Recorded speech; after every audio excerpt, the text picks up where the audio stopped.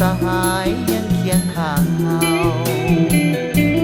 ยามเฮาเจ็บเป็นยามเฮาห้องข้างสหายมีหน้าดูแลเหมือนได้มีแม่มาเคียงข้างอบดวงใจ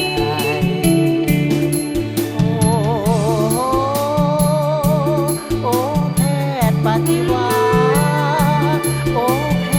ประชาชนทุกคนบ่ลืมบุญคุณวาดเว้าเสียงหัวนวลเหมือนดังเสียงเพลงยามปวดยามเจ็บยามเป็นมีเจ้าดูแลมีเจ้าเบิ่งแยงเข็มแสลงศักดิ์ศรีทันใจยาเม็ดน้อยยาก้อนใหญ่กินลงไปพญาทายทันทีลาบ่ไปโอ้คนลาวใหม่จิตใจสดใสงามมีผู้สามัคคีเมตตาอารีพี่น้องสนสันเดียวกันลาลาลา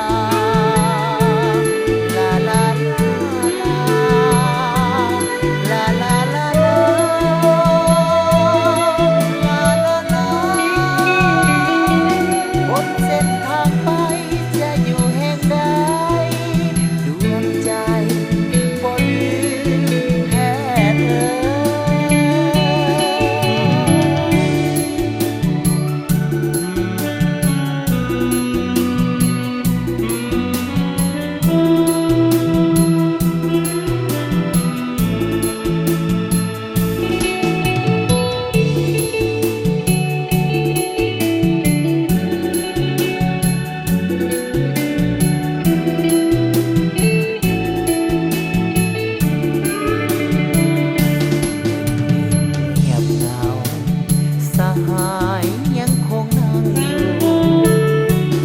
ดึกดื่นเงียบเหงาสหายยังเคียงข้างเฮายามเฮาเจ็บเป็นยามเฮาห้องข้างสหายมีหน้าดูแลเหมือนได้มีแม่มาเคียงข้างอบอุ่นดวงใจ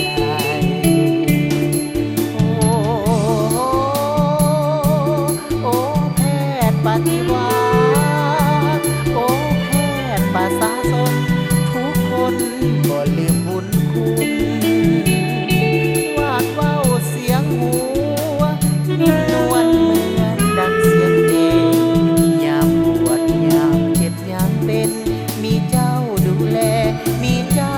เบิ่งแยงเข็มแสลงศักดิ์ศรีทันใจยาเม็ดน้อยยาก้อนใหญ่อย่าทายทันทีลาบ่ไปโอ้คนลาวใหม่